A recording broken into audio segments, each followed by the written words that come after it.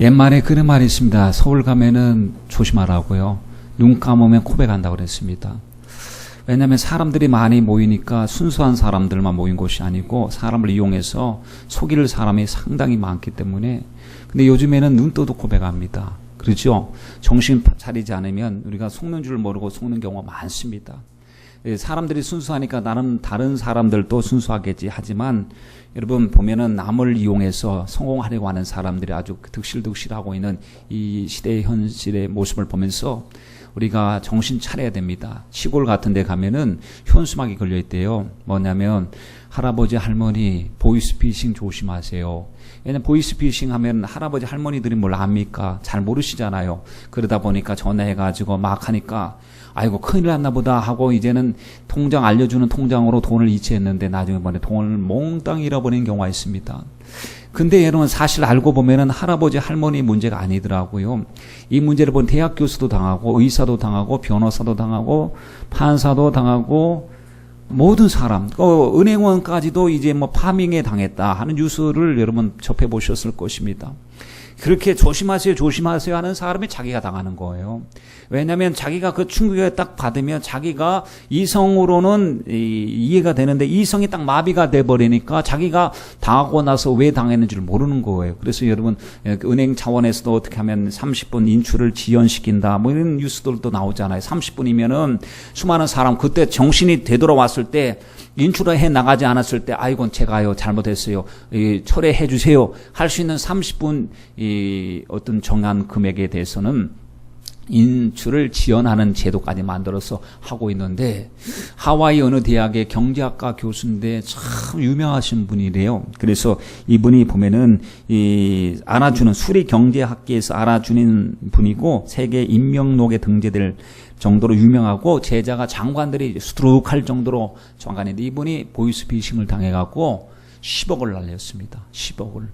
그러니까 이제 나이가 지긋이 드시고 10억을 날리니까 나중에는 이 후유증으로 부인이 떠나버리고 이혼해버리고 단칸방에 가고 아주 초라한 생애를 살게 됐다. 또 어떤 그 젊은 20대 중반 되는 남자아이는 참 알바를 하면서 열심히 돈을 모았어요. 왜? 등록금 하려고 자기가 일을 해서 등록금을 모았는데 전화 한 통 받고 그대로 그 계좌로 다 넘겨버렸습니다. 600만 원은 되는 그 돈이 고스란히 그냥 엉뚱한 데로 가버리는 것입니다. 그래서 절망에 빠져고 자살해버리고 말았어요. 여러분 정말로 당하면 왜 내가 당했을까? 왜 속았을까? 이제는 후회도 소용이 없잖아요. 이미 나에게 있어서 굉장히 중요한 것을 빼앗아 갔습니다. 여러분 속임 당한다는 것이 무서운 게 뭐냐면 칼 들고 와서 강도가 위협하면 돈 내놔 그러면 어떻게 해서라도 막 살려고 어쩔 수 없이 돈 내놔 주는 경우도 있지만은 속이니까요. 자기 돈 자기가 사인해주고 자기가 비밀번호 다 알려주고 자기가 가서 이체해줘 버리는 거예요. 그러니까 여러분 속는다고 했을 때는 깜짝같이 속으니까 속는 줄 모르고 그렇게 행동을 한 것이 아니겠습니까?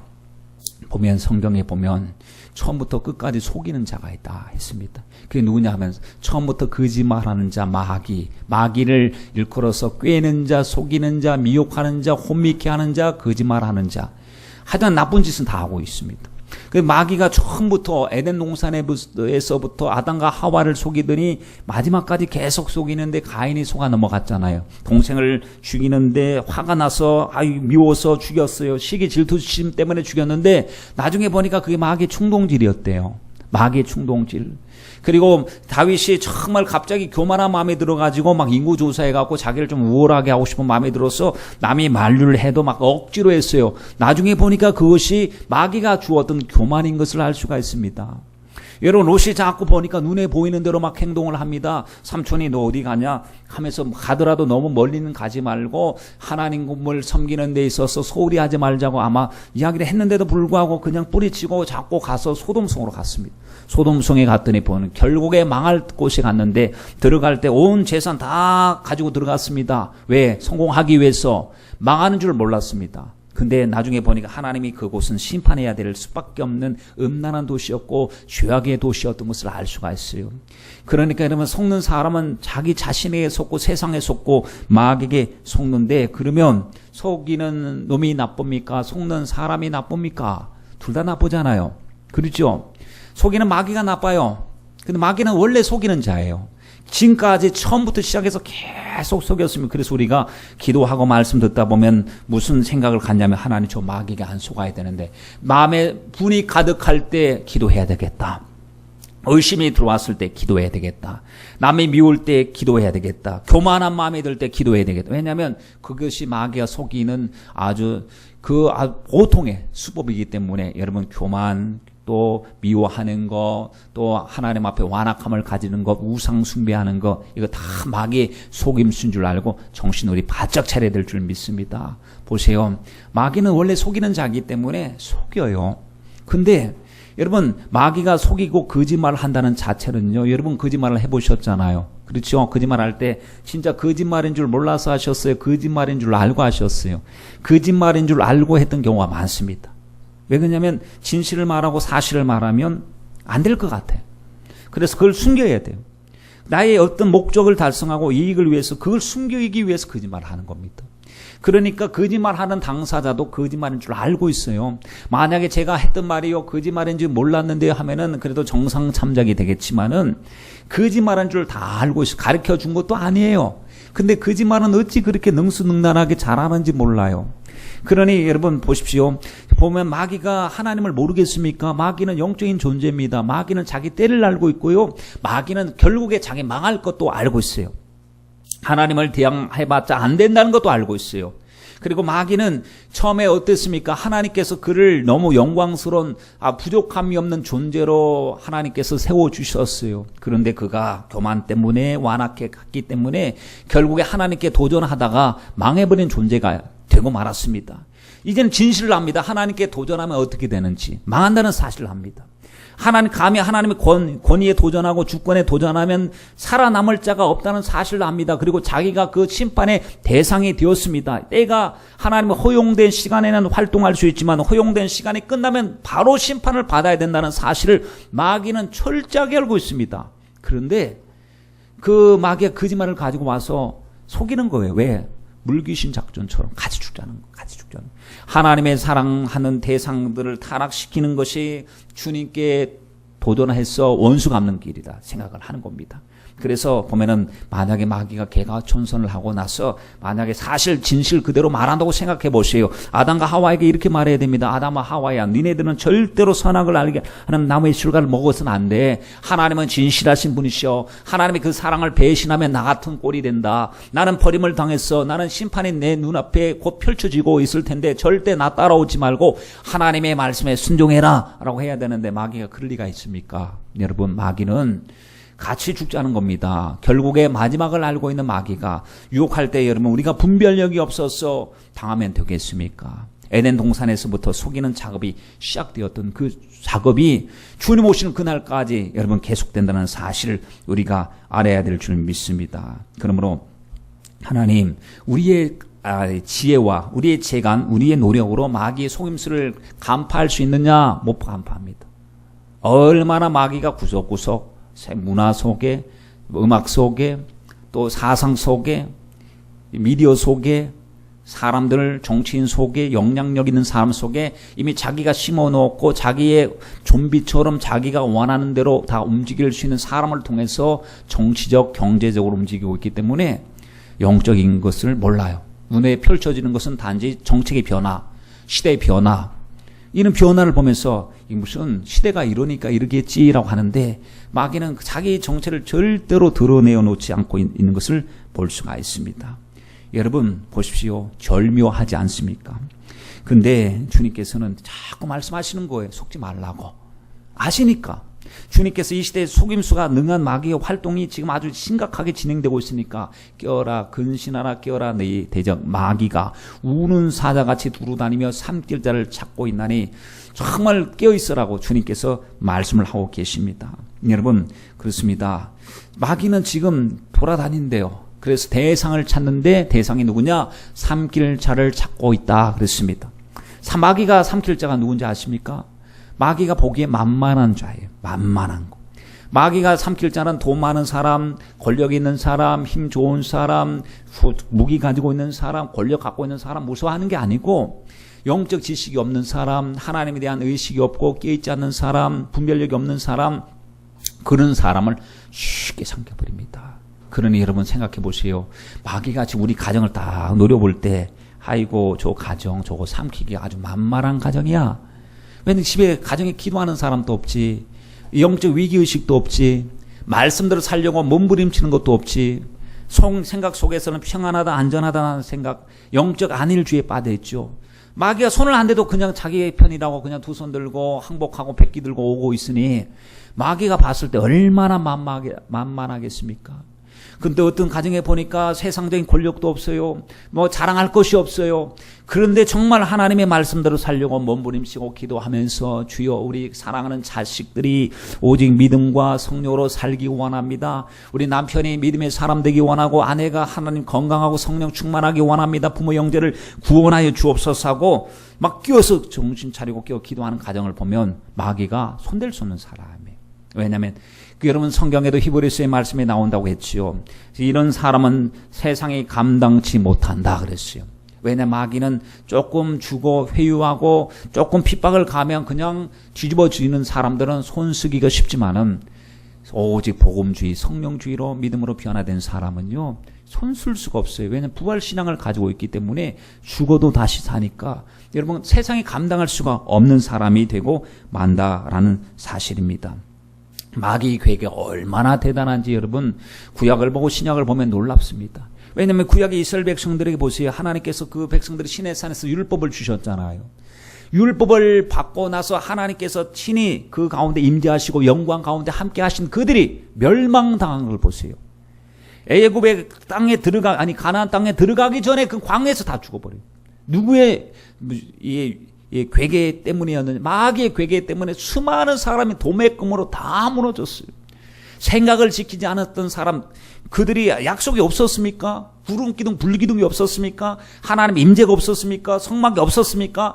그 누구보다도 정말 하나님의 백성, 너희들처럼 복받은 백성들이 어디 있느냐, 하나님께서 이와 같은 은혜를 주신 백성들이 어디 있느냐 할 정도로 이 모세가 그 백성들에게 우리는 너무나 사랑을 많이 받았습니다라고 고백했지만은 결국에 사랑받고 나서 미혹당해서 속고 나서 광야에서 다 죽어버렸다는 거예요.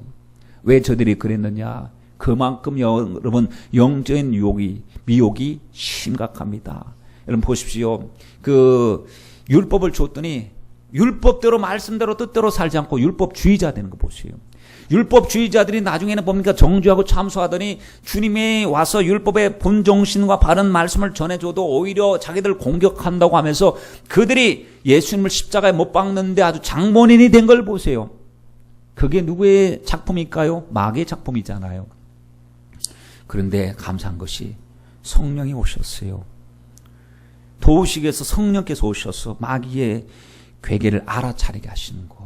오셔서 지식의 영, 지혜의 영을 부어주시고 마귀의 괴계를 알게 하셨어요. 우리의 아무리 지식이나 이성이나 노력으로 알 수 없는 그것을 하나님의 속사정을 가장 잘 알고 영적인 사정을 가장 잘 아시는 성령님 오셔서 기도하니까 깨닫게 하시는 거예요. 말씀 들을 때마다 깨닫게 하시는 거예요. 그리고 우리가 가슴을 찢는 회개를 하게 하십니다. 속았구나. 시간 속은 세월 원통하다. 여러분 보십시오. 돈을 잃어버린 사람, 속았다는 것 때문에 절망감 때문에요. 극단적으로 자살하는 사람이 여러분 발표가 되지 않아서 그렇지. 어떤 사람은 한순간에 잘못 눌러서 수천만 원, 수억씩 날아가면 여러분 만약에 우리가 그 당사자라고 하면 정신에 막 돌아버릴 것 같은 혼미함에 빠지지 않겠습니까? 속은 것이 그렇게 원통한데 우리가 마귀에게 지금 내 시간, 내 인생, 내가 하나님을 섬기며 더 성령 충만하고 믿음으로 변화되었다면 훨씬 더 내 영적 수준과 하나님이 주신 은혜가 다를 텐데 그러니까 내가 이렇게 하는 것이 예수 믿는 거야 하면서 수많은 시간을 보내면서 주님의 뜻대로 살지 못했던 것들이 말씀 들을 때 발견되어지고 깨닫게 되니까 여러분 우리 마귀를 향해서 막 분통이 터지고 다시는 속지 아니하리라 결단을 내려야 될 줄 믿습니다. 보세요. 초대교회가 성령 받고 나니까 정신이 든 거예요. 그래서 하나님 이제는 죽어도 부활입니다 하고 핍박을 받아도 굴복하지 않았어요. 완전히 사람들이 달라졌습니다. 그리고 말씀 들을 때마다 우리가 보고 들은 일에 대해서 우리는 반드시 증거해야 된다. 우리는 일의 증인이다 하고 목숨 걸고 했더니 죽여도 안 되고 핍박을 해도 안 되고 재산 몰수해도 안 됩니다. 어떻게 할까? 마귀들이 모여서 회의를 했습니다. 도대체 저들의 믿음을 어떻게 약화시키고 기도를 잠재울 수 있을 것인가? 라고 회의를 했는데 회의 결과가 뭐냐면, 그래, 핍박하지 말고 그대로 내버려 두자. 그랬습니다. 핍박 안 했어요, 이제는. 핍박하니까 핍박하면 정신도 차리거든. 이러다가 나 영혼 망하면 안 되지. 아, 환난 때문에 나 우리가 무너지면 안 돼 하고 정신을 바짝 차렸는데 그냥 내버려 둔 거예요. 뭐냐? 평안하다, 안전하다. 아무 기도 제목도 없고 걱정거리도 없어요. 자, 사업도 잘 돼. 자식들도 별 문제 없어요. 다 잘 됩니다. 그러다 보니까 영적으로 어떤 일이 생겼냐면요. 기도를 안 합니다. 경계의식을 풀어버립니다. 사람이 세속주의가 됩니다. 점점 하나님의 말씀, 아니 핍박이 없는데 더 잘 될 것 같잖아요. 우리가 하나님이 문제거리 주시고 기도거리 주시면 하나님이 이 문제 해결해 달라고 막 기도하면 문제 해결뿐만 아니라 영혼의 회복, 영성의 회복이 되는데, 이 풍랑 2년 하여서 더 빨리 주님께로 가는데 고난당한 것이 우리에게 유혹이고 고난이 변장된 축복이었는데 이제 고난도 없어요. 옛날에 물질 문제, 건강 문제 때문에 고민할 때 주여 건강을 주시고 물질 문제도 해결해 달라고 하나님 앞에 철학 기도하고 금식 기도하고 몸부림쳐 기도했는데 지금은 넉넉하고 여유가 있습니다. 기도 안 해도 먹고 살만합니다. 한국 교회를 보세요. 60년대, 70년대에 여러분 각 교회마다 사내마다 하나님 앞에 부르짖고 기도했습니다. 성령의 불을 달라고 기도했습니다. 교회가 붕대고 심령이 살아나기 시작했습니다. 그런데 보시오. 이제는 다 부유해지고 하니까 부유하다, 평안하다 하니까 마귀가 손대지 않아도 기도가 썩어가고 예배의 심령이 예배 드리는 심령이 썩어가고 있었던 거예요. 그래서는 외형적으로는 막 부유해지고 풍성해져요. 근데 속은 썩어져 가고 있었어요. 뿌리가 썩어져 가고 있었어요. 이게 바로 중세교회 이야기입니다. 그리고 지금 우리들의 모습이에요. 여러분, 사대교회를 향해서 주님이 하신 말씀이 뭔지 아신가요? 사대교회, 살았다는 이름은 가졌으나 정말은 죽었다는 거. 착각에 빠진 거예요. 그래서 겉으로 보면은 막 번성하죠. 큰 성당들 아주 그리고 교황권이 강화되죠. 교황이 뭐예요? 바로 예수님 동기동창 같아요. 왜 그러냐면 자기가 무하다고 하니까 주님만이 무하시고 정말 무하신 분은 하나님의 말씀밖에 없는데, 아니 한낱 인간이 여러분 완벽하면 무엇이 완벽하겠습니까? 그런데 교황 무엇을 원죄 없으신 마리아 뭐 이렇게 얘기하면서 인간을 여러분 신성시하기 시작하고 우상을 숭배하기 시작했어요. 면죄부를 팔기 시작했습니다. 마귀가 봤을 때 얼마나 자기가 일하기에 수월한지 몰라요. 왜냐하면 다 자기 한 통속인데 마귀 역사인 줄 몰랐습니다. 그런데 나중에 여러분 이 마틴 루터가 하나님의 말씀과 현실을 비교해 보니까 너무나 달랐어요. 말씀에서 빗나가도 너무나 빗나갔습니다. 성경으로 돌아가자, 믿음으로 돌아가자, 오직 하나님의 영광을 위해서 살자, 목숨 걸고 종교개혁을 일으켰어요. 종교개혁을 통해서 여러분 다시 이 교회가 회복된 것처럼 보였고 다시 말씀으로 돌아온 것처럼 보였는데, 지금 시대 우리가 살아가고 있는 이 현실의 시대를 보세요. 중세 시대를 사대교회 시대라고 이야기한다면 지금 시대를 라오디게아 교회 시대라고 얘기합니다. 라오디게아 교회 시대가 뭐예요? 착각에 빠진 교회예요. 미지근함에 빠진 교회, 분별력이 없는 교회입니다. 살았다는 뭐라고 그랬습니까? 우리는 부유하여 부족한 것이 없어요. 그렇죠. 뭐 가진 것은 부유하여 부족한 것이 없을 수 있어요. 그런데 속에서 뜨뜻미지근하고 눈멀고 벌거벗었고 수치 가운데 있었어요. 주님이 보실 때. 그런데 교회가 자기들을 볼 때는 아무 걱정이 없었어요. 여러분, 우리가 이 현대의 교회를 보면서 하나님, 제2의 종교개혁이 반드시 필요한 시점입니다. 복음으로 말씀으로 돌아가야 됩니다. 라고 해야 되지 않겠습니까? 여러분, 우리가 이렇게 위기감, 절박한 마음을 느끼는데 우리가 깨어있는 성도들이 교회를 보면서 오히려 주의 종을 걱정하고 교회를 걱정하는 시대가 되었어요.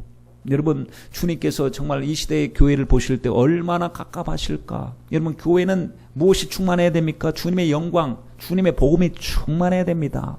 주님이 피값으로 사신 이 구원을 우리에게 헛되이 되지 않기 위해서 십자가의 복음은 끊임없이 선포되고 전거되어져야 되는 것이죠. 근데 현대교회에서 부족한 게 뭐냐면 십자가의 복음이 사라졌대요. 그도 그런 것 같아요. 물론 십자가의 복음을 이야기하시는 분들도 많습니다. 그런데 그 비율적으로 보고 숫자적으로 봐도 십자가의 강력한 복음보다도 성공의 복음, 번영의 복음, 세상의 부귀영화를 누리지 않는 복음, 어떻게 하면 행복하고 기쁨을 누리고 평안하고 안전하게 살 수 있을까 하는 그런 메시지가 여러분 너무나 더 많이 주류를 이루고 있는 것을 볼 때 안타까워요.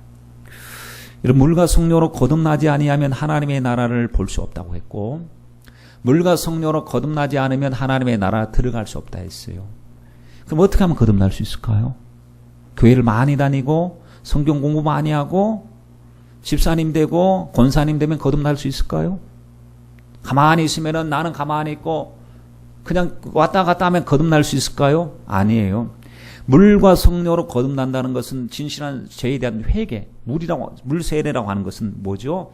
나는 죄인입니다. 내가 죽어야 되는데 난 죽고 내 안에 예수님 사심, 진실한 회개, 죄에 대한 안타까운 통분함이 있어야 거듭나는 거예요. 지식을 안다고 해서, 성경 지식을 안다고 해서, 그리고 성경에 있었던 역사적인 상황이 옛날에 그런 일이 있다라고 안다고 해서 거듭나는 게 아니고, 복음이 내게 복음이 되고 회개하고 예수 진짜 믿을 때, 내가 주님을 고백할 때, 정말 베드로가 주님을 만났을 때 주는 그리스도시요 살아계신 하나님 아들이십니다 라고 말하기 전에 뭐라고 고백했습니까? 주여 나를 떠나소서, 나는 죄인으로소이다 라고 말했을 때 주님을 만나면 이런 1대1의 주님과의 개인의 만남이 반드시 필요합니다. 만약 이 만남이 없다면 지금이라도 만나야 돼. 왜 그러냐면, 그렇지 만나지 않으면 무엇이 되냐면 교회 안에는 불신자예요.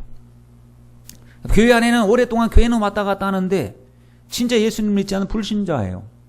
여러분, 교회 안에 있는 불신자가 드리는 예배가 신령과 진정의 의미가 있겠어요? 정말로 마지막 때는 하나님께서 성령으로 예배하는 자를 찾고 계신다는데, 아니 거듭나지 않은 자가 형식과 외식으로 드리고 있는 이 예배가 주님의 보호자를 움직이고 감동하는 예배가 될 수가 있겠습니까? 예배의 주인공일까요? 예배 구경꾼일까요? 여러분, 이상하게 들릴지 몰라도 주의 종들 가운데서도요, 마치 거듭나지 않은 것처럼 보여지는 분들이 계셔요.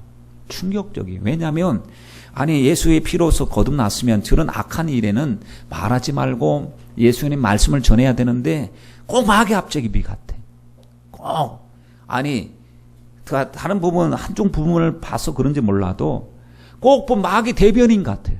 왜냐하면 복음과 전혀 상관없는 얘기를 이야기하고 복음주의의 편에 서 있는 사람을 공격한다는 거예요. 하나님의 사랑은 넓은 사랑이래요.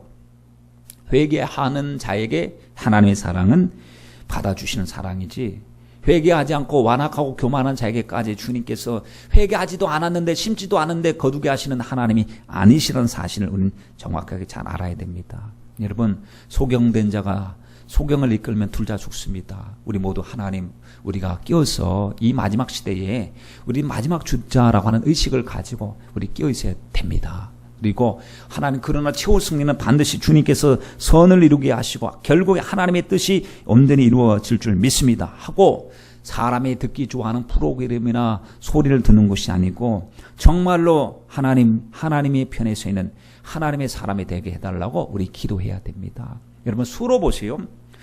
갈매산에서 수적으로 보면 850대 1이에요.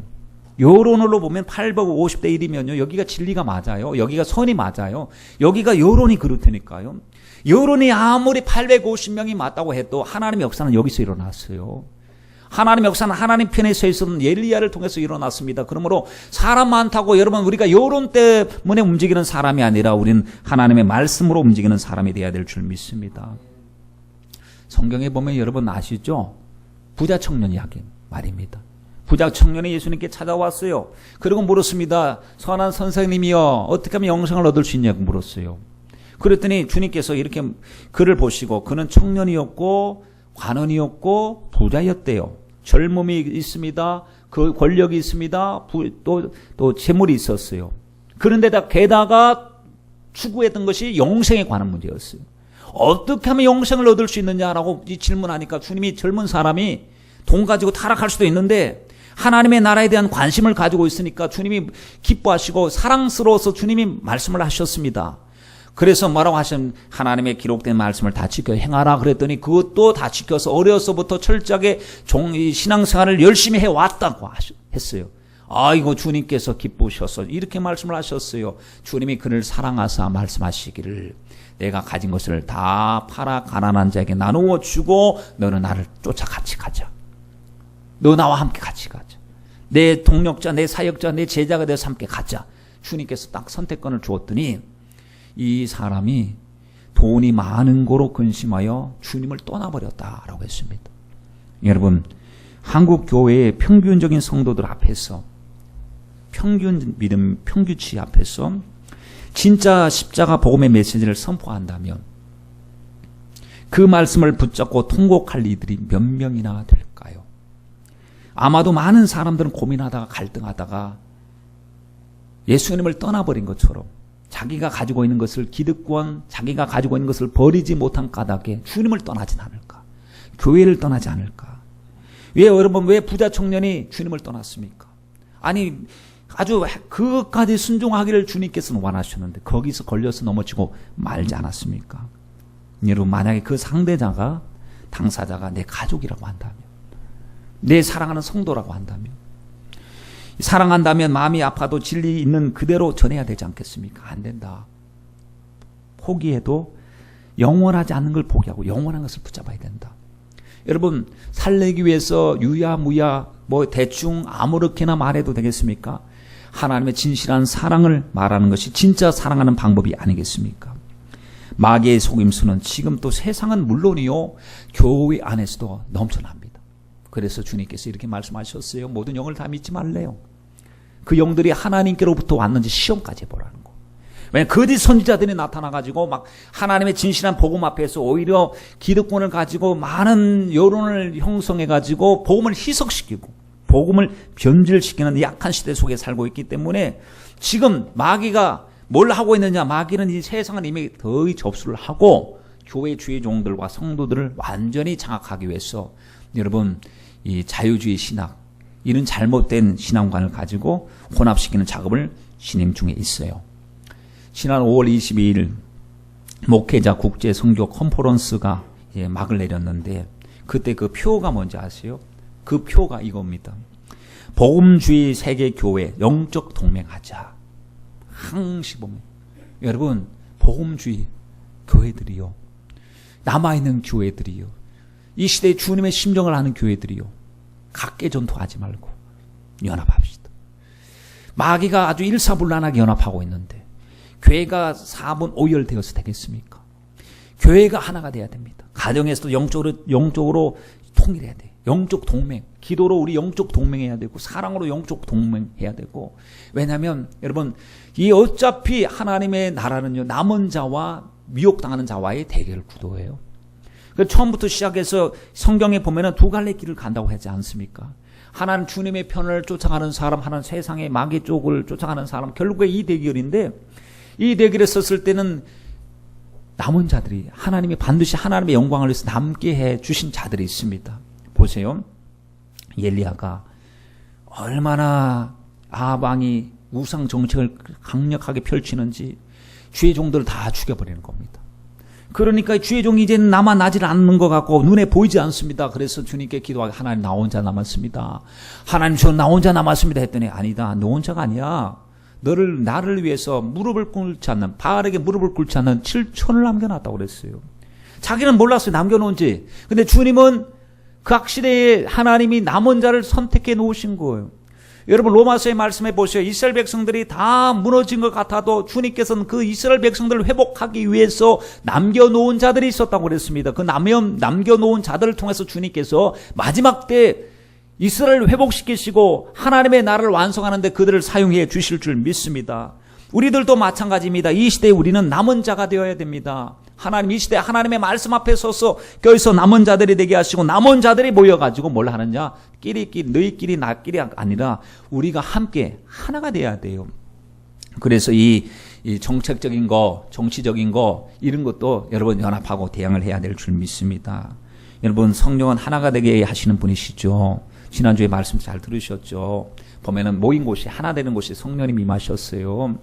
변화의 능력을 주님이 베풀어 주셨어요. 자꾸 마지막 때가 가까울수록 자꾸 뿔뿔이 개인 플레이 하재요, 사람들이. 그래도 개인 플레이 하는 것이 좋아 보이잖아요. 그러나 아니에요. 우리는 영적인 팀 플레이를 해야 될 하나님의 백성들인 줄 믿습니다. 여러분, 우리 가족들, 특별히 우리 자녀들을 위해서 많이 기도해야 됩니다. 하나님, 저들이 당하는 세속의 물결이 여러분 얼마나 거센지 아십니까? 그래도 우리는 조금 그 덜 타락한 시대 속에서 조금이라도 사도보는 이게 아닌데, 이렇게 이 세상이 이렇게 돌아가면 안 되는데 기본 정신이 조금씩 계신 분들이에요. 근데 너무나 개인주의, 너무나도 세속주의에 완전히 노출되어 있는 우리 자녀들, 그들을 하나님의 말씀으로 양육하지 않으면요, 마귀의 밥이래요. 마귀의 밥. 지난번에 우리 총회를 하는데 그 CTS 사장님이, 장로님 오셨어요. 오셔가지고 이제 그 한 10분 정도 얘기 좀 하겠대요. 뭐라고 얘기를 하냐면은 한국 교회가 문제라는 거. 그 교회가 한국 교회 학교가 문제다. 지금 한국 교회 가운데 교회 학교가 없는 게 70%래요. 중고등부하고 유초등부가 없는 게 50% 내지 70%라는 교회가. 지금 아이들이 없대요, 교회에서. 아이들을 하나님의 말씀으로 양육해야 되는데 다 세상에 빼앗기고 말았대. 이 아이들을 어떻게 하나님의 말씀으로 돌아오게 해야 될 것인가 하는 이 문제에 대해서 심각성을 같이 공유하고 듣는데, 심각한 거예요. 지금 유럽 교회화 되고 있는 거예요.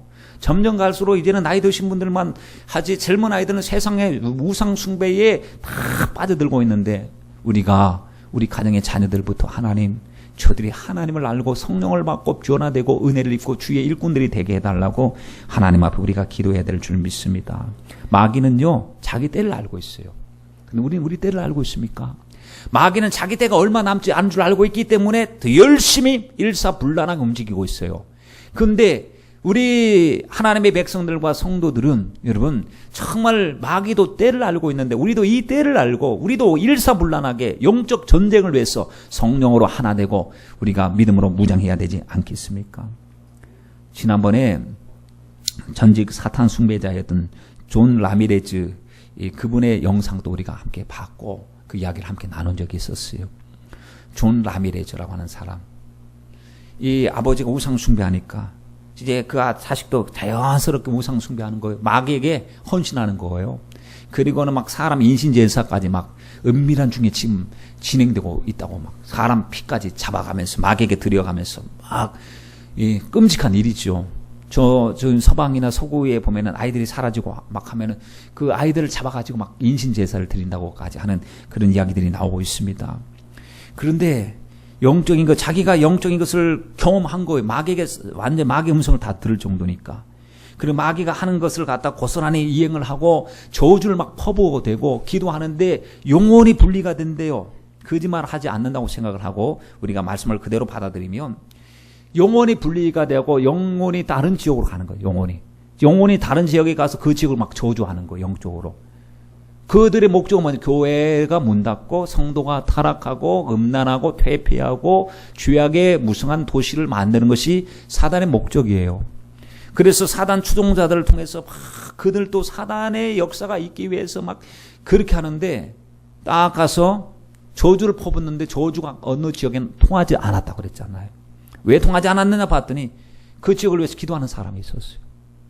교회를 위해서 기도하고 가정을 위해서 기도하고 자녀들을 위해서 기도하는 그들이 있었어요.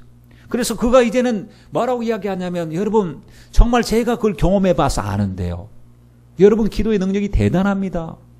기도하는 것, 여러분들이 기도 한마디 두마디 하는 것이 별것 아니고 응답도 받았는지 안 받았는지 잘 인지도 못하고 기도하다 낙심해 버리잖아요. 그런데 여러분들이 기도할 때 그 기도가 방패막이 되는 걸 제가 경험했어요. 제가 막 공격하고 저주하고 할 때 저주가 안 통한 곳이 기도하는 곳이었다는 거. 그는 이야기를 하면서, 그런데 이 놀란 주님께서 깨어서 기도하라고 했을 때 그 말씀의 진리라고, 그 부분의 말씀의 생명의 보호막이 되고 방패막이 되어서 그 가정을 지킬 수 있는 것이 바로 기도였는데 왜 기도 안 하는 줄 모르겠다. 자기가 이제 마귀의 추종자가 아니라 예수님을 믿는 진실한 신앙인이 되고 나니까, 영적인 것을 양쪽에서 다 경험하고 나니까 그것을 막 말하고 싶은데 증거하고 전해줘도 반응이 뜨뜻미지근한 거예요. 피를 불어도 춤추지도 않고 애곡을 하여도 울지 않는 영적인 무감각에 빠진 시대를 보면서 막 혼자 가슴이 뜨거워서 막 통탄하게 이야기하는 것을 우리가 듣지 않습니까? 여러분, 우리의 싸움은 영적인 싸움이에요. 여러분 자체는 능력도 없고 힘도 없어요. 그러나 내 안에 계신 주님이 힘이 있으시고 능력이 있으시고 그분의 이름의 권세가 있어요. 그래서 우리의 싸움은 혈과 육에 대한 싸움이 아니라 이 세상 어둠의 주관자 악한 영들과의 싸움이기 때문에 하나님의 전신갑주 있고 예수님의 이름으로 기도해야 될 줄 믿습니다. 마귀는 벌써부터 창세기부터 요한계시록까지 자기 때를 알고 계속해서 일을 하고 있어요. 여러분 보세요. 지금 결국엔요, 이 마지막 시대는 결국에 마지막 시대가 옵니다. 지금 우리가 살아가고 있는 시대예요. 마지막 시대는 결국에는 예수님 승리하셔요. 결국엔 하나님의 나라가 완성될 거예요. 어떻게 방해하고 회방을 놔도 결국에는 완성합니다. 그런데 완성하는 그 과정의 마지막 부분을 보니까 싸움이 얼마나 치열합니까? 더더욱 치열한 거예요. 마지막 때가 될수록 마귀가 혈안에 발광을 하고 난리법석을 펴옵니다. 왜? 그때가 마지막 때인 줄 자기가 알고 있기 때문에. 그러나 이 시련과 위험을 우리가 알고 하나님 마지막 때 마귀가 더 강력하게 역사하니 하나님 우리도 강력하게 무장해서 하나님 전신갑주 있게 해주옵소서 하면 예수님이 승리하신 것처럼 교회가 승리하고 하나님의 나라가 완성될 줄 믿습니다. 지난번에 사단이 마지막 시대에 사단의 전략해갖고 한 어떤 사람이 책을 쓴 10가지 문제를 제가 오후 예배 때 말씀드린 적이 있었습니다. 다시 한번 들어보세요. 이 앨리스 벨리라고 하는 사람이 있는데요. 이 사람이 언제적 사람이냐면 1880년도에 태어나서 1949년에 죽었어요. 근데 이 사람이 작가 이렇게 행동을 하는데 보면은 나중에는 접신환자가 되고 귀신과 용통하는 자가 됩니다. 귀신이 그에게 와서 책을 쓰게 만들었어요. 성경에 보면 성경은 하나님의 성령의 감동으로 기록해서 하나님의 말씀을 기록하겠는데 마귀도 보면 장차 자기 계획이 어떻게 될 것이라고 하는 것을 이미 85년, 90년 전에 이 귀신과 접촉하는 사람을 통해서 책을 쓰게 만들었습니다. 루시퍼 트러스트, 이 마귀를 신뢰한다는 조직을 만들었고 신지식회라고 하는 그 그룹을 만들었어요. 그 신지식회라고 하는 걸 보면 뭐냐면 접신론이라는 뜻이 접신론. 영어 단어로 해석을 하면 그래서 귀신하고 접촉하고 접신한 수많은 사람을 귀신 쪽으로 인도를 하는 거. 그래서 뉴 에이지라고 하는 단어도 이 여자가 만들었다고 할 수가 있습니다. 1919년 11월에 어떤 사람의 목소리가 들리는 거예요. 자기 사부래. 멘토라고. 자, 난 티베트 사람이야. 내 말 잘 들어. 내가 기록한 대로 적으면 책이 될 거야. 이걸 갖다가 발간하면 수많은 사람에게 영향력을 끼치게 될 것이다. 너는 그 책을 다 쓸 수 있다. 한번 해보겠느냐? 마귀가 와서 이제 거래를 이제 하죠.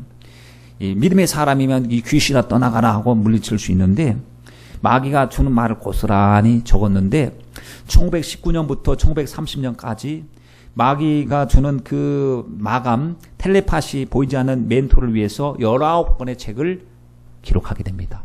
19권의 책을. 그 중에 그 한 권이 바로 10가지 플랜이라는 책입니다. 그 10가지 플랜이 뭐냐, 장차 내가 해야 될, 세상 가운데 미혹해야 될 10가지 플랜을 지금으로부터 85년 전에 기록했는데 그것이 지금 보니까 다 이루어지고 있어요.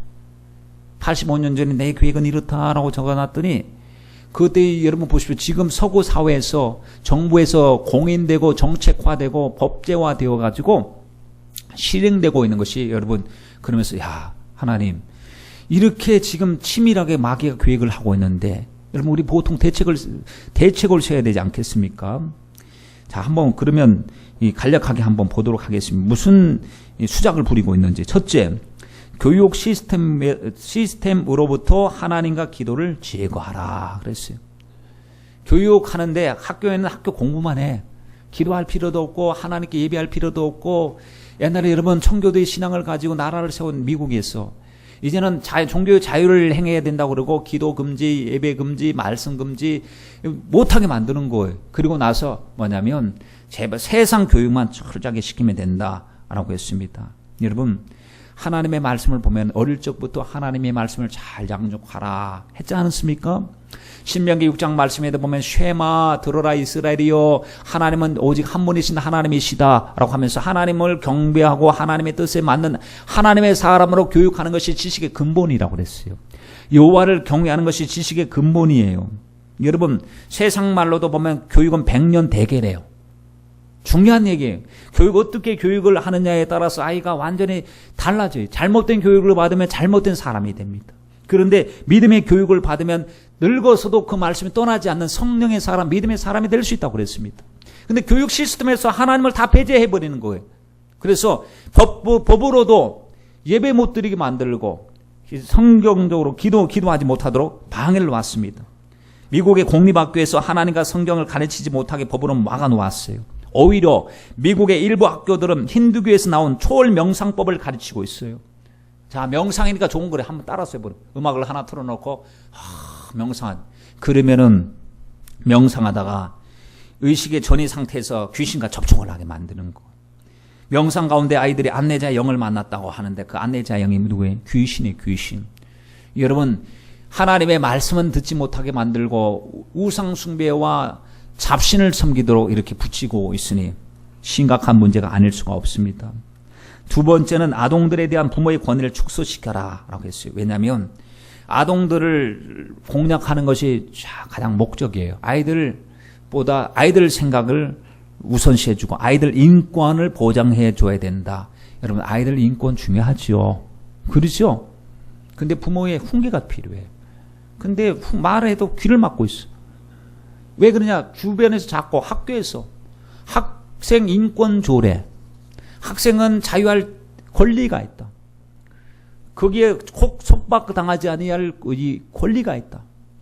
여러분 그것은 나중에 지금 완전하지 않고 성격이 인격적으로도 정서적으로도 육체적으로도 영적으로도 아직까지 도움이 필요해요. 그래서 성경 말씀 보면 너 자식을 위해서 울라. 기도해줘라, 양육해줘라, 훈계줘라, 주의 교양으로 훈계라 라고 말씀하는데 부모의 권위 무시해라 이 얘기 아닙니까? 아동들에 대한 부모의 권위를 축소시키면 불완전한 생각을 가지고 있는 아이들이 잘못된 길로 가도 간섭도 하지 못하도록 이 사회 구조화시키는 것, 이게 마귀의 역사가 아니겠습니까? 여러분, 그래서 아이들이 요즘 하면 선생님이 뭐라 그러면요, 아 왜 그러세요? 하고 대든다고요. 나에게는 자유가 있습니다. 학생 인권 조례라고 하는 것이 내 머리에 손대지 마세요. 두 말을 제재하지 못하도록 동성애, 임신, 출산, 집회, 시위 자유, 사생활 자유, 위험수의 자유를 요구하고 있어요. 여러분, 미운 자식은 떡을 하나 더 주고 귀한 자식은 매 하나 더 때리라고 그랬어요. 왜 그랬을까요? 더 바르게 성장하기를 원해서 그런 것입니다. 여러분, 그러므로 정말 중요한 것은 부모님이 말씀으로 기도로 잘 양육해야 되는데, 자기가 이제 성인 됐으니까 부모의 권위도 별로 필요 없대. 여러분, 성경을 자세히 보세요. 언제가 아이가 독립하는 과정이냐면 결혼하고 난 다음부터입니다. 결혼을 하고 난 다음부터 이제 각 개인의 가정으로서 독립적인 가정으로 출발하는 것이지, 결혼하기 전까지는 부모가 함께 기도하고 책임져야 될 그런 이 책임감이 막중하다는 것을 알 수 있어요. 창세기 2장 24절 말씀에 이름으로 남자가 부모를 떠나 그 아내와 연합하여 둘이 한 몸을 이룰지니라. 부모를 떠나는 것이 바로 결혼하고 난 다음에. 그러니까 결혼할 때까지는 부모님이 배우자를 선정하는 문제도 부모님의 역할이 굉장히 중요합니다. 세 번째, 기독교적 가정 구조를 파괴시켜라. 마귀가 가정 파괴범이에요. 가정에서 역할을 상실하게 만들고, 기도해야 될 남편 기도 못하고, 가족을 위해서 더 헌신하고 사랑으로 보듬어줘야 될 아내가 분주하게 만들고, 피곤하게 만들고, 서로가 원래 위치에서 있어야 되는데 이 분주함과 바쁨 때문에 위치 이탈하게 만들고, 그리고 스트레스 받고 짜증나게 만들고. 옛날에는 보면은 나름대로 그 가정을 지키려고 하는 그 마음이 많았는데, 이제는 너도 나도 같은 공동체, 공평한 입장이고, 경제적인 것도 이제 독립적인 것이고 하니까, 그 나가서 만나는 사람들 보니까 여러 사람을 만나니까 거기 꼭 속박을 당할 필요도 없고, 그러다 보니까 자꾸 기독교적인 가정 구조를 파괴시키는 것, 갈등이 야기되고 다툼이 구름이 왔을 때 참고 기도하고 인내해야 되는데, 그걸 폭발해서 쉽게 이 기독교 가정을 무너뜨리는 것, 이것이 여러분 마귀의 방법이에요. 가정이 무너져서 일어나는 일들이 얼마나 많습니까? 여러분, 그러므로 우리가 정말 안타까운 마음을 가지고 하나님 앞에 우리가 기도하고 하나님 가정이 건강하게 되달라고 우리가 기도할 책임감을 느끼게 될 줄 믿습니다. 네 번째, 프리섹스 사회를 만들라. 낙태를 합법화하고 용인하게 하라. 다섯 번째, 이혼을 쉽게 만들고 합법화하라. 평생 결혼의 개념으로부터 사람들 해방시켜라. 자, 보세요. 지금 이 생각 때문에 사람들이 자꾸 이제 쉽게 생각을 합니다. 여섯 번째, 동성애를 대체 생활 방식으로 만들어라 라고 했습니다. 미국의 최대 장로교에서요, 믿음의 최대 장로교단인 이 미국 장로교에서 동성애를 인정을 했다는 거예요.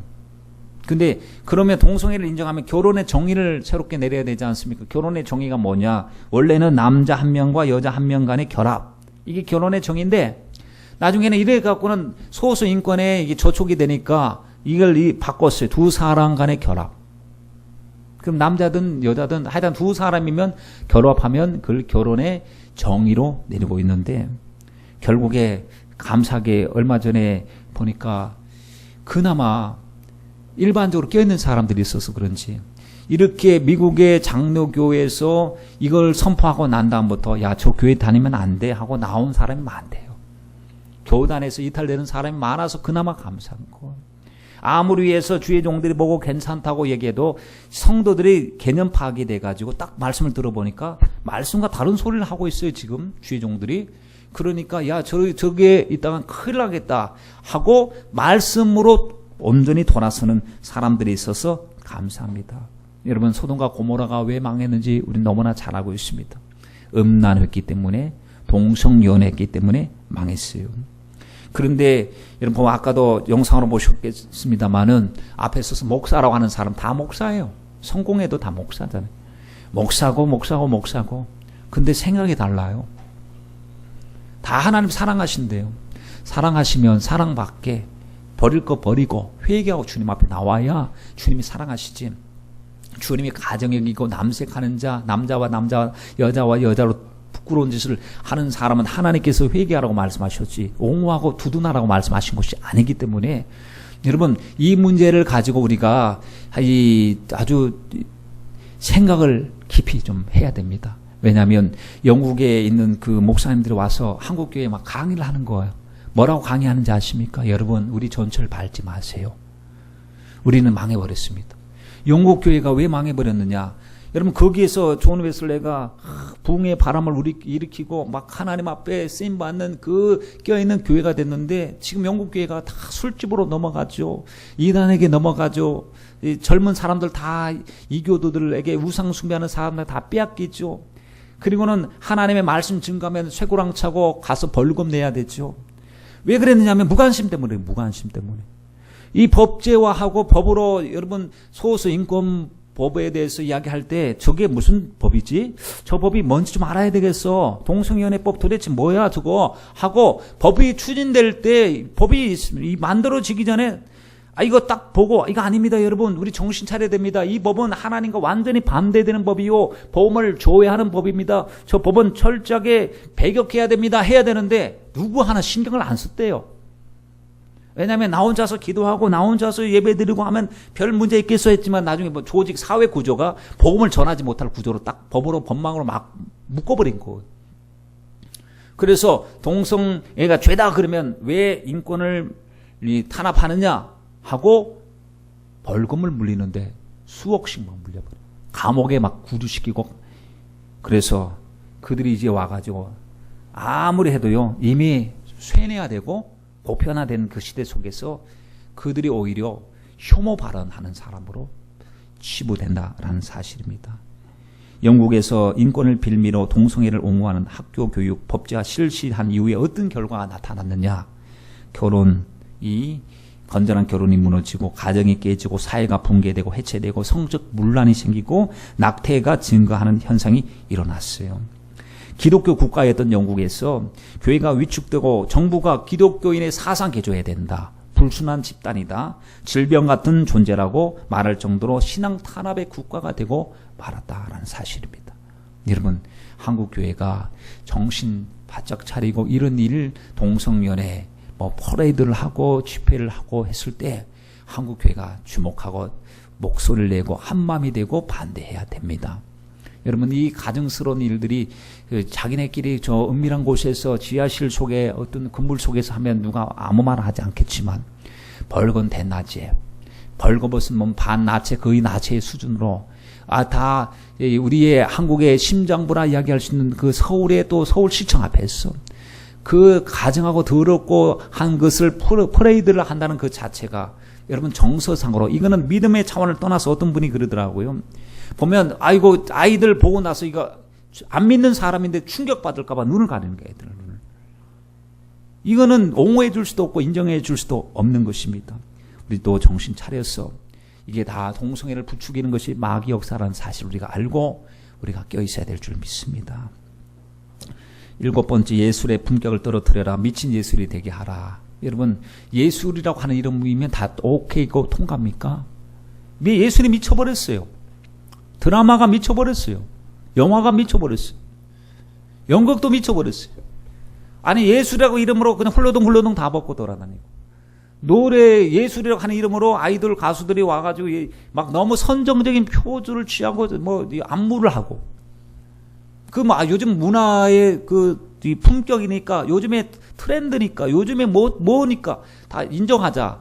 여러분, 그것이 여러분 이 문화를 접수했고 자꾸 이야기하는 거, 어떤 영화로 보면 보이는 미디어의 여러분 위력이 얼마나 대단하면 자꾸 보는 거. 옛날 같은 거 보세요. 여러분, 보통 사람들 옛날에 보셨어요? 보통 사람들 드라마 있었어요. 보통 사람들 전원일기 이런 것들을 보면요, 아이고 농촌에서 그냥 사람들 사이에서 일어나는 일들을 통해서 서로 우애하고 사랑하고 또 갈등했더라도 회복하고 하는 내용들. 보통 사람들도 보면은 새벽에 기도하기 위해서 새벽기도 딱 성경 지키고 새벽종 땅땅 울리면 새벽기도 가는 모습이 딱 나오고 그 가정에서 일어나는 일들 얼마나 건전한 게 많은지 몰라요. 근데 이제 막장. 드라마를 봐도 이게 완전히 막장이. 근데 이제 막장이니까 예술이라고 하는 이름으로 다 포용이 됩니까? 독일의 어떤 여자가요, 빨가벗고 엉덩이에다가 글을 썼어요. 팬티. 등짝에다 글을 써서 셔츠. 목걸이라고 글을 쓰고. 그리고 빨가벗고 돌아다니는 거예요. 그리고는 대중교통을 이용하는 거예요. 자기 왜 그러냐? 자기는 행위예술가래. 행위예술가. 이건 여러분, 예술의 품격 가운데 혼미하게 만들고 오염하게 만드는 거, 그것이 바로 난잡하게 만드는 것이 누구 역사냐 봤더니 마귀 역사입니다. 분별해야 됩니다. 8번째, 미디어를 활용해서 반기독교적 가치를 선전하고 인간의 사고방식을 바꿔라. 계속해서 영화 같은 게 나와요. 폭력적인 게임이 나오고요. 동성애가 계속 방영되는 거. 계속 드라마를 통해서 동성애 나오고, 영화를 통해서 나오고, 난잡한 장면들이 나오고, 각인시키는 거. 처음에는 깜짝 놀랍니다. 근데 나중에는 자꾸 보다 보면 무덤덤해져요. 오염되고 마는 거예요. 무서운 거예요. 여러분, 방울뱀이 다람쥐를 잡는 사냥법을 아세요? 미국의 황야지대에 방울뱀이 있대요. 그러면 방울뱀이 움직이면 소리가 나. 딸랑딸랑 소리가 난대요. 직접 안 들어봤지만 소리가 난대요, 방울뱀이. 그러면 나무 위에 있는 다람쥐가 소리 나니까 이렇게 하고 딱 쳐다본대요. 차라리 쳐다를 보지 말아야 되는데 딱 쳐다보면 뱀 눈하고 자기 눈하고 딱 마주친대요. 그러면 이 다람쥐가 깜짝 놀라고 몸이 마비가 된대. 그러더니 부들부들 위에서 나무에서 부들부들 떨면 뱀은 입을 쫙 벌리고 있대요. 그 고기로 쏙 떨어진 충격요법이에요. 아니, 한번 보는 거 뭐 어떻겠어? 한번 보는 거 괜찮겠지. 딱 보면 마귀가 한번 보게 만들어가지고 보는 걸 놓치겠습니까? 술 맛이 뭘까? 담배 맛이 뭘까? 아니면 예를 들어서 폰드 그런 거, 마약 그런 거, 도대체 어떻게 되는 거지 궁금해. 한 번만 하지 말아야 되겠다 하고 혹시나 호기심 갖고 하면요. 마귀가 그 호기심 갖고 지금 딱 미끼에 걸려든 그를 놓을까요? 호기심으로 시작했다 마비가 돼버린 마비가. 그래갖고 방울뱀 가운데서 멀리 떨어져 있지만 마비가 되고 뚝 떨어져서 먹잇감이 되는 것처럼 보는 거 조심하고 듣는 것까지 조심해야 될 시대입니다. 9번째, 종교통합운동을 일으켜라. 여러분 그렇습니다. 종교통합운동은 마귀가 하는 일이에요. 결국에 하나님의 주권, 십자가의 거룩함을 훼손시키기 위해서 마귀가 하는 일이 종교통합운동입니다. 10번째, 각국 정부가 이러한 내용을 법제화하게 하고 교회가 이런 변화를 추인하게 만들어라. 지금 각국 특히 선진국 정부들이 성경에 반하는 법률을 계속해서 제정하고 있으며 교회는 하나님의 말씀을 세상과 타협하고 있어요. 시대가 그러니까 말씀도 바꿔야 된다. 그 동성애도 용납해야 된다. 교회가 이런 변화를 추인하게 만드는데 여러분 교회는 주님의 몸이요. 교회는 거룩한 곳이요. 교회는 교회가 되어야 될 줄 믿습니다. 이미 85년 전에 마귀의 가르침을 받은 여인이 기록한 책이 오늘 현실에서 그대로 이루어지고 있으니 기가 막힐 노릇이에요. 하나님 저희들 정신 차리고 정말 주님 말씀대로 껴있게 해주세요. 여러분 우리가 마귀 신경 안 쓴다고 마귀가 우리 신경 안 쓰느냐? 천만의 말씀입니다. 마귀의 공격은 집요해요. 은밀합니다. 구체적이에요. 인식이 안 돼요. 성령의 지혜와 지식을 갖고는 지식이 아니면 인식이 안 돼요. 그래서 우리 주님이 근신하라 깨어라 너희 대적 마귀가 우는 사자같이 두루다니고 있으니까 너는 깨어서 기도하라는 거. 기도하고 분별하고 말씀 듣고 찬양하면서 하나님께 속한 자 남은 자인 줄 알고 믿음으로 굳게 서서 하나님의 거룩한 영광을 드러내길 원하셨어요. 여러분 이것은 한두 사람이 겪는 것이 아닙니다. 10절 말씀에 보니까 이는 9절 말씀에 보니까 이는 세상에 있는 너희 형제들도 동일한 고난을 당하고 있어요. 모두가 마귀의 유혹 앞에 놓여있다 라는 사실입니다. 그러므로 우리 모두 속임을 당하면 막 속상해갖고 어쩔 줄을 몰라하고 물질적인 손해를 봐도 막 절망스러운데 영적으로 우리가 지금까지 혹시나 너무나 많이 속지 않았는가. 주여 이제는 속지 말게 하시고 하나님 깨어서 분별하게 하시고 믿음으로 승리케 해달라고 우리 모두 주님의 말씀 앞에 온전하게 무장하기를